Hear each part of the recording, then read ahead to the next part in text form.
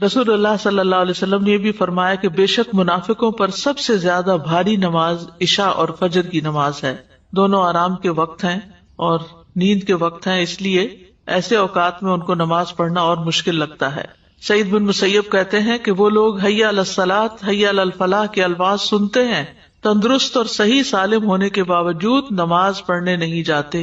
استغفر اللہ، یعنی آذان کی آواز آتی ہے، اس کے باوجود بھی وہ اس سے غفلت برتتے ہیں. ایک معنی یہ بھی کیا گیا ہے کہ یہ عمدگی سے نماز نہیں پڑھتے. ابو ہریرہ رضی اللہ عنہ کہتے ہیں کہ ایک دن آپ صلی اللہ علیہ وسلم نے ہمیں نماز پڑھائی، پھر مڑے اور فرمایا، اے فلاں، تم نے اپنی نماز اچھی طرح کیوں نہیں ادا کی؟ کیا نمازی کو دکھائی نہیں دیتا جب وہ نماز پڑھتا ہے کہ اس نے کس طرح نماز ادا کی؟ حالانکہ وہ اپنے ہی لیے نماز ادا کرتا ہے، تو پھر چاہیے کہ اچھے سے اچھے طریقے سے ادا کرے. اسی طرح ایک معنی یہ بھی ہے کہ جلدی جلدی نماز پڑھنا، بس سر سے اتارنے کی کوشش کرنا. حذیفہ رضی اللہ عنہ کہتے ہیں انہوں نے ایک آدمی کو نماز پڑھتے ہوئے دیکھا، اس نے نماز میں کمی کی، یعنی تیز تیز پڑھ رہا تھا، صحیح طرح رکوع اور سجود ادا نہیں کر رہا تھا. حذیفہ نے اس سے کہا، تم کتنے عرصے سے ایسی نماز ادا کر رہے ہو؟ اس نے کہا 40 سال سے. تو انہوں نے کہا کہ تم نے 40 سال سے کوئی نماز نہیں پڑھی.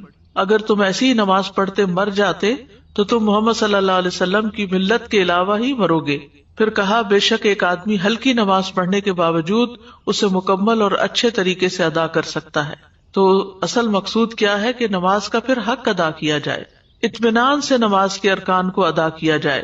ابو ہریرہ کہتے ہیں کہ رسول اللہ صلی اللہ علیہ وسلم ایک مرتبہ مسجد تشریف لے گئے. اسی وقت ایک شخص آیا اور اس نے نماز پڑھی. اس کے بعد نبی صلی اللہ علیہ وسلم کو سلام کیا. آپ نے سلام کا جواب دیا اور فرمایا کہ واپس جاؤ، نماز پڑھو، کیونکہ تم نے نماز نہیں پڑھی.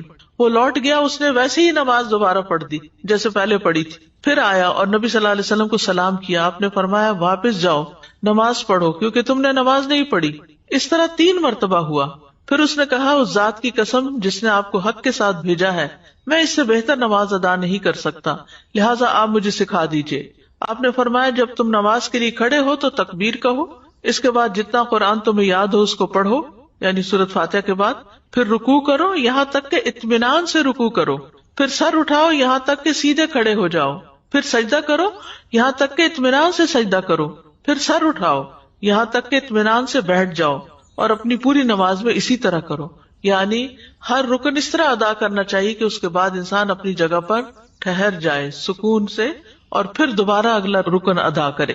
پھر اسی طرح رکوع اور سجود میں اگر کمر سیدھی نہ کی جائے اور بس تھوڑا سا جھکا کے سر اٹھا لیا جائے تو آپ نے فرمایا وہ نماز کافی نہ ہوگی جس میں آدمی اپنی پشت کو رکوع اور سجود میں سیدھا نہ رکھے.